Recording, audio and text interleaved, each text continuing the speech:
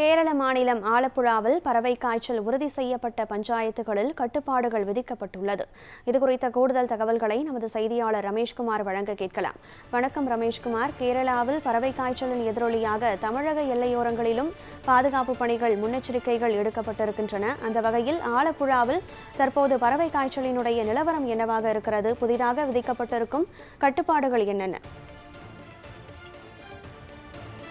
கனகதாக கேரள மாநிலம் கோட்டயம் அதே போன்று ஆலப்புழாவில் வேகமாக பரவி வரும் இந்த பறவை காய்ச்சலால் மக்கள் மிகப்பெரிய அளவில் பீதி அடைந்திருக்கின்றனர். இந்த பறவை காய்ச்சலால் மக்களுக்கு ஒரு பாதிப்பு இல்லை என்றாலும் தொடர்ச்சியாக பல ஆயிரம் வாத்தினங்களும் சரிதான், அதே போன்று கோழி, காடை போன்ற பறவை இனங்கள் செத்து மடிவதால் அந்த பண்ணை உரிமையாளர்கள் மிகப்பெரிய அளவில் பாதிப்புக்குள்ளாகி வருகின்றனர். அந்த வகையில் பார்க்கும் பொழுது கோட்டயத்தை பொறுத்த அளவில் குப்பத்தரா, மஞ்சூர், கல்லுப்புறக்கல், தேலூர் உள்ளிட்ட 4 பஞ்சாயத்துக்கு உட்பட்ட பகுதிகளிலும், அதே போன்று ஆலப்புழா மாவட்டத்தை பொறுத்த அளவில் நெடுமுடி, செருதானா, கருவட்டா, கார்த்திகப்பள்ளி, ஆலப்புழா தெற்கு, புன்னப்பரா தெற்கு உள்ளிட்ட பஞ்சாயத்துக்கு உட்பட்ட பகுதிகளிலும் வேகமாக பரவி வருகிறது.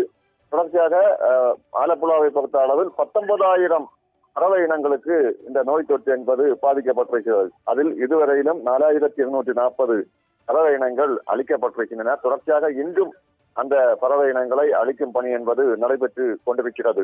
இந்த நிலையில் மாவட்ட ஆட்சியாளர் அலெக்ஸ் வர்கீஸ் தற்பொழுது கட்டுப்பாடுகள் என்பது விதிக்கப்பட்டிருக்கிறார். குறிப்பாக இந்த நோய் தொற்று பரவல் இருக்கும் பகுதிகளிலிருந்து ஒரு 10 கிலோமீட்டர் தொலைவில் இருக்கும் எந்த பண்ணைகளிலிருந்தும் சரிதான், அதே போன்று வீடுகளிலிருந்தும் முட்டைகள், அதே போன்று இறைச்சி போன்ற பொருட்கள் விற்பனை செய்யக்கூடாது என அறிவுறுத்தப்பட்டிருக்கிறார்.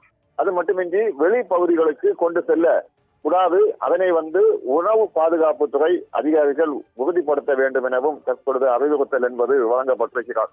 தொடர்ச்சியாக வேகமாக பரவி வரும் நிலையில் சுமார் 10 கிலோமீட்டர் தொலைவில் அந்த வாத்தினங்களும் சரிதான், அதே போன்று பறவைகளும் வளர்க்கப்படும் அந்த வீடுகளும் சரிதான், அதே போன்று பண்ணைகளிலிருந்தும் முட்டைகள், அதே போன்று இறைச்சி வகை தொடர்ச்சியாக வெளிப்பகுதிகளுக்கு கொண்டு செல்லக்கூடாது எனவும், தொடர்ச்சியாக வீடுகளில் வளர்க்கப்படும் கோழிகளும் சரிதான், அதே போன்று வீடுகளில் இருந்து விநியோகம் செய்யப்படும் முட்டை அதுவும் விநியோகம் செய்யப்படக்கூடாது எனவும் அறிவுறுத்தப்பட்டிருக்கின்றனர்.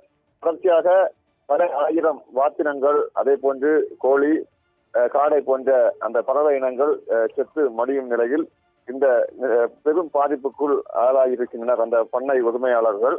ஒவ்வொரு ஆண்டும் அந்த கிறிஸ்துமஸ் புத்தாண்டு தினத்தை ஒட்டி இது போன்று பண்ணைகளில் ஆயிரக்கணக்கான வாத்தினங்களும் சரிதான், அதே போன்று பறவை இனங்களும் வளர்த்து அதை விற்பனை செய்வது வழக்கம். ஆனால் இந்த வருடம் இந்த திடீரென பறவை காய்ச்சல் ஏற்பட்டதால் மிகப்பெரிய ஒரு பாதிப்புக்குள் ஆளாகியிருக்கின்றனர் அந்த பண்ணை உரிமையாளர்களும் சரிதான், அதே போன்று வீடுகளில் வளர்த்து விற்பனை செய்யப்படும் மக்களும் மிகப்பெரிய ஒரு பாதிப்புக்குள் ஆளாகியிருக்கின்றனர். கனகதானா. விவரங்களை வழங்கியமைக்கு நன்றி ரமேஷ்குமார்.